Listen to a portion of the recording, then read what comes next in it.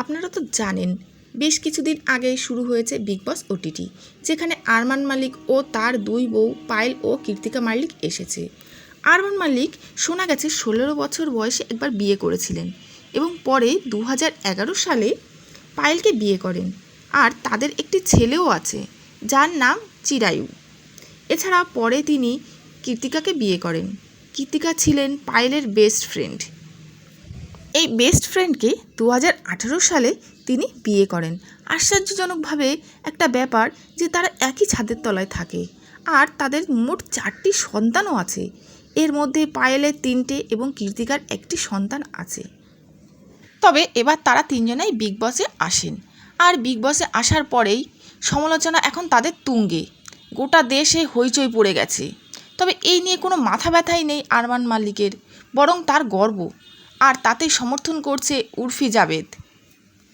আর উর্ফি জাবেদকে তো আপনারা সকলেই চেনেন। ছোট পোশাক পরার জন্যই বরাবর চর্চায় থাকেন তিনি। দেখা যাচ্ছে বিগ বসের ঘরে বহু বিবাহ প্রশ্রয় দেওয়া হচ্ছে, আর তার জন্যই বিগ বসকে রীতিমতো তুলোধনা করছে গোটা দেশ।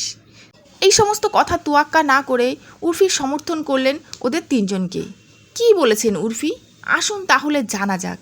উর্ফি বলেছেন, আমি এদের তিনজনকে মোটামুটি বেশ কিছুদিন ধরেই চিনি। আমার দেখা সবথেকে সুন্দর মানুষ তারা। ওরা তিনজন খুশি থাকলে আমরা বিচার করার কি? ইতিমধ্যে এ কথা শুনেই আবার চর্চায় পড়ে যায় উর্ফি। ইতিমধ্যে একটি এপিসোডে আরমানকে বলতে শোনা গেছে, সব ছেলেরাই তো চায় তার দুটো বউ থাকুক। আর এই কথায় আপত্তি তুলেছে দেবলীনা ভট্টাচার্য। তিনি টুইটারে লিখেছেন, আমি সব পুরুষের কথা বলতে পারবো না, তবে কাম পুরুষেরাই 2, 3, 4টে বউ রাখতে পারে। দয়া করে এই নোংরামি বন্ধ করুক। আল্লাহর জন্য এটা বন্ধ করা হোক। কোনো দিন যদি সেই একই স্ত্রীরা বলতে শুরু করে আমারও দুটো স্বামী চাই, তাহলে সেটা উপভোগ করতে পারবে তো? কতজন তখন এগিয়ে আসবে সমর্থন করবার জন্য? একটি ভুল বছরের পর বছর ঘটছে বলে এই নয় যে সেটাকে চালিয়ে যাওয়া উচিত, এটাকে বন্ধ করা উচিত। আসুন তাহলে আমরা সকলেই মিলে দেখতে থাকি ওটিটি বিগ বস কী ঘটতে চলেছে পরবর্তীতে। আর সবশেষে বলে রাখি, আপনাদের যদি আমার চ্যানেলটি ভালো লাগে তাহলে অবশ্যই লাইক এবং সাবস্ক্রাইব করে দেবেন।